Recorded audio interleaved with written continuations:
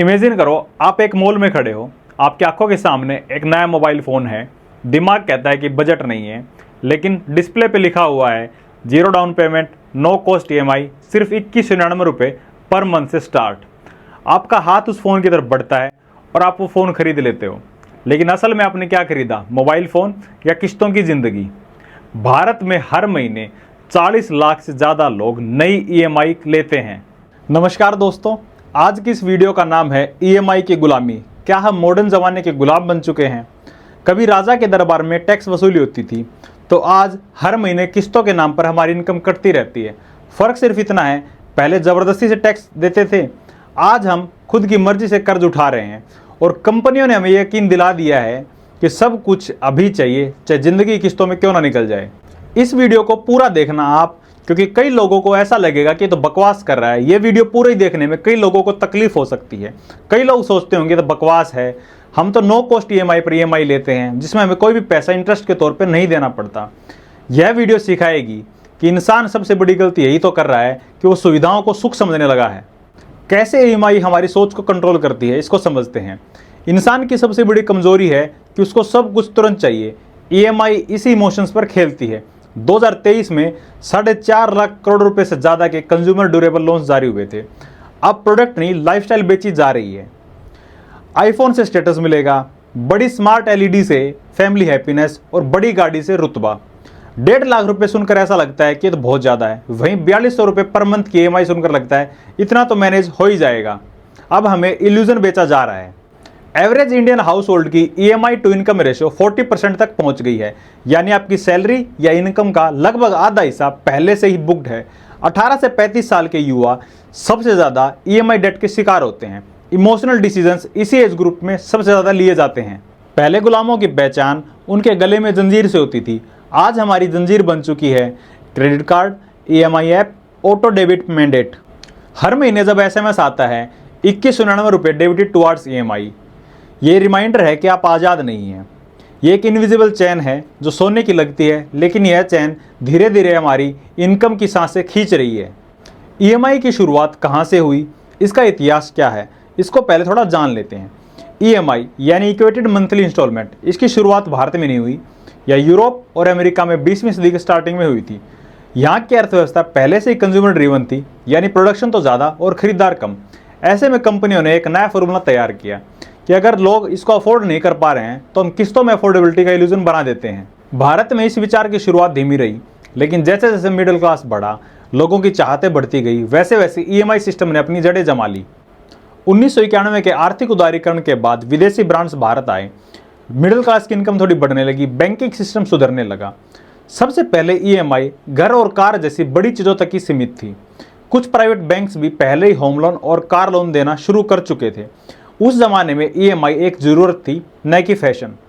2005 में 3 चीज़ें भारत में तेज़ी से बदली: प्राइवेट बैंक, क्रेडिट कार्ड का कल्चर, मोबाइल फ़ोन या ड्यूरेबल आइटम्स का क्रेज। अब EMI ज़रूरत नहीं, सेलिंग टेक्निक बन चुकी थी। टीवी, फ्रिज, AC सब चीज़ें EMI पर मिलनी शुरू हो चुकी थी। एग्जाम्पल के तौर पर 2007 में नोकिया 6600 फ़ोन 7000 रुपये में आता था, जो काफ़ी महंगा लगता था। लेकिन वही चीज़ 599 रुपये पर मंथ की EMI पर सस्ती लगने लगी थी। बजाज फिनसर्व जैसी कंपनियां EMI कार्ड लाकर मार्केट में छा चुकी थी। 2016 के बाद कुछ और बड़े बदलाव हुए। UPI और डिजिटल पेमेंट का विस्तार हुआ। Amazon और फ्लिपकार्ट जैसी ई-कॉमर्स कंपनियां तेज़ी से बढ़ने लगी। नो कॉस्ट EMI जैसी स्कीमें आम हो चुकी थी। EMI वो दरवाज़ा है जो नई चीज़ के लिए तो खुलता है, लेकिन आपकी फाइनेंशियल आज़ादी के लिए बंद हो जाता है। इधर आओ, आप इमेजिन कर सकते हैं Amazon फ्लिपकार्ट पर 500-600 रुपये के आइटम भी EMI पर अवेलेबल हैं। टीनेजर्स बाय नाउ पे लेटर में फंस चुके हैं। कुछ ऐप्स तो कॉलेज स्टूडेंट्स को भी लोन दे रहे हैं। पर्सनल लोन का साइज जो है वो घट रहा है, यानी अब ज़्यादा लोग छोटे अमाउंट के लिए भी EMI ले रहे हैं। कंज्यूमर ड्यूरेबल लोन्स हर साल 24% से बढ़ रहा है। EMI अब सिर्फ एक फाइनेंशियल टूल नहीं है, यह एक फुल फ्लेज बिजनेस मॉडल बन चुका है। इसका लक्ष्य है आपकी हर चाहत को किस्त में बदलना। पहले ज़रूरत पर खर्च होता था, अब स्टेटस दिखाने के लिए कर्ज लिया जाता है। और एक बात मैं पहले ही क्लियर कर देता हूँ, मेरी वीडियो का टारगेट वो वर्ग या व्यक्ति बिल्कुल नहीं है जो ज़रूरत पड़ने पर या फिर व्यापार करने के लिए लोन ले रहे हैं।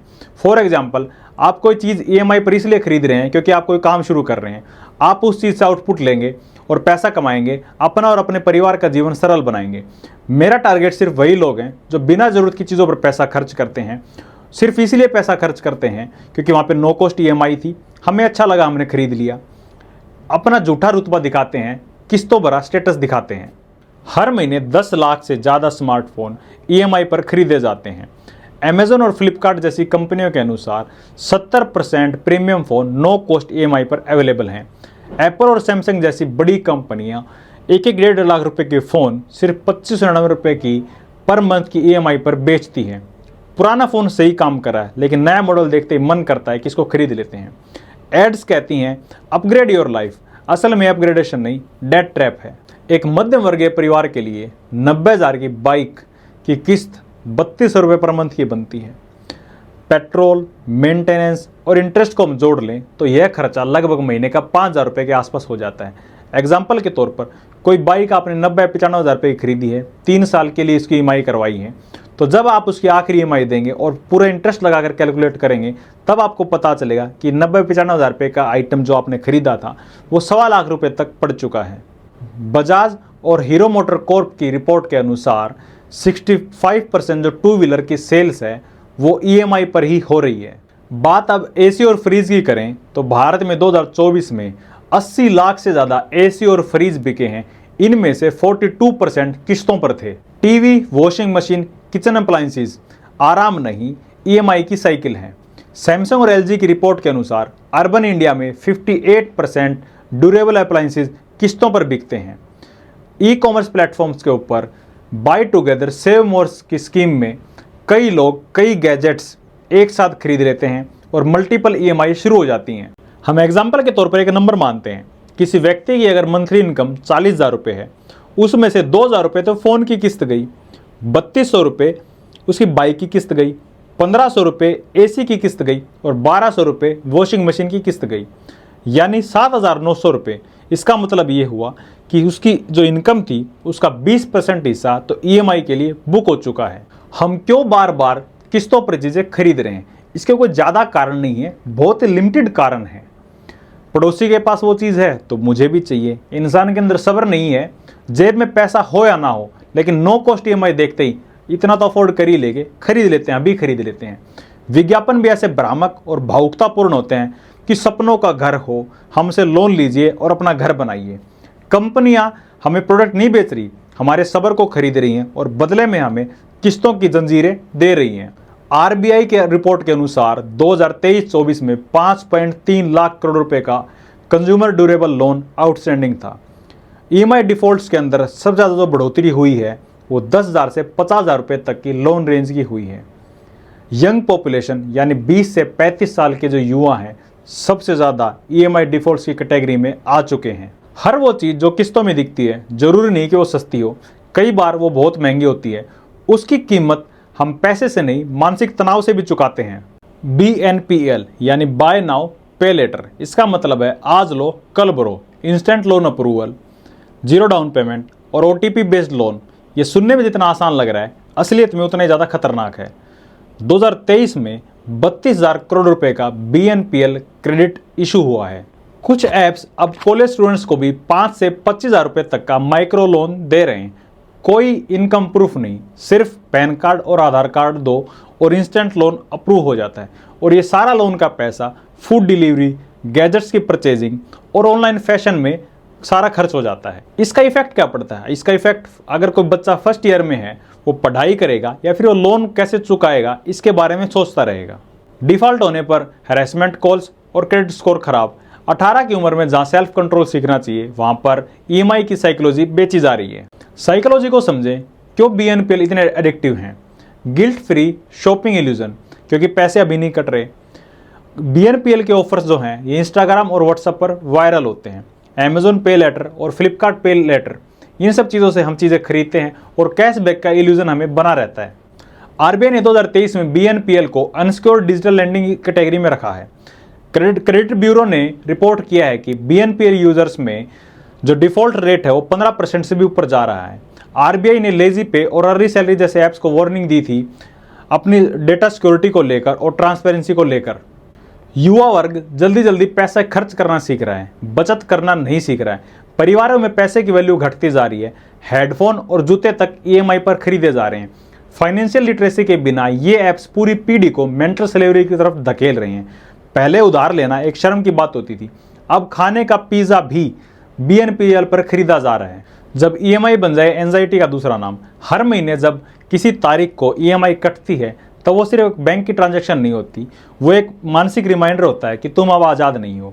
भारत में 2022 तक 7.5 करोड़ लोग किसी भी तरीके से मानसिक तनाव या डिप्रेशन का शिकार थे। इनमें से 40% लोग सिर्फ आर्थिक दबाव के कारण, ईएमआई की टेंशन के कारण ही एंजाइटी और डिप्रेशन में जा रहे थे। हर महीने कटने वाली किस्त व्यक्ति को लगातार चिंता में डालती है। नौकरी छूट गई तो किस्त कैसे भरूंगा, बच्चों की फीस, बिजली का बिल और ये सारी ईएमआई जो मेरे सिर पे चल रही हैं, इन सब को मैं कैसे मैनेज करूंगा। हार्वर्ड बिजनेस रिव्यू 2021 में ये चीज़ बताई गई है कि जो फाइनेंशियल स्ट्रेस है वो किसी व्यक्ति की डिसीजन मेकिंग एबिलिटी को 30 से 40% कम कर देता है और मानसिक संतुलन को भी बिगाड़ता है। पहली ईएमआई मैनेजेबल लगती है, फिर फ़ोन, फ्रिज, गाड़ी, घर, ऐसे करके 4-5 ईएमआई इकट्ठी कर लेते हैं और दिमाग को ओवरलोड कर लेते हैं। भाई मेरी एक बात बिल्कुल दिमाग में अच्छे से बैठा लो, स्ट्रेस वो ईएमआई है जो हर रात इंटरेस्ट के साथ दिमाग में कटती रहती है। मैं कुछ शॉकिंग डेटा आपके साथ शेयर कर रहा हूँ।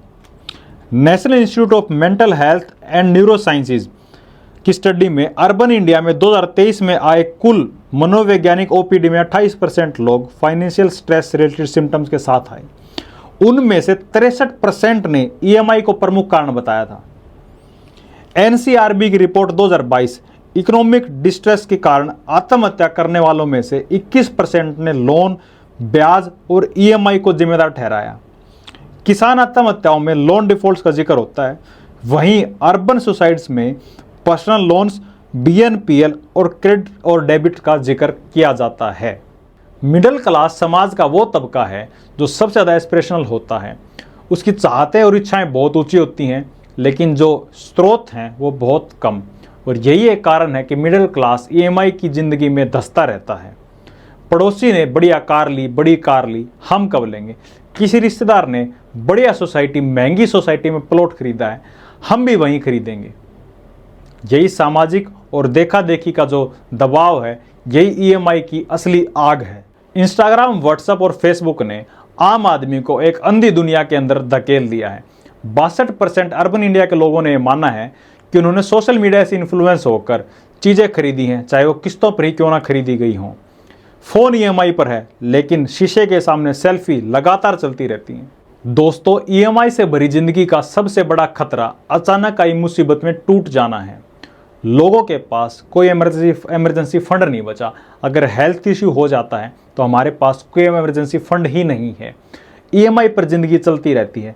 अगर हमारी इनकम थोड़ी सी भी कम हुई तो हम वो ईएमआई कहाँ से भरेंगे। मिडिल क्लास अब अपनी अगली सैलरी को एडवांस में ही गिरवी रख चुका है।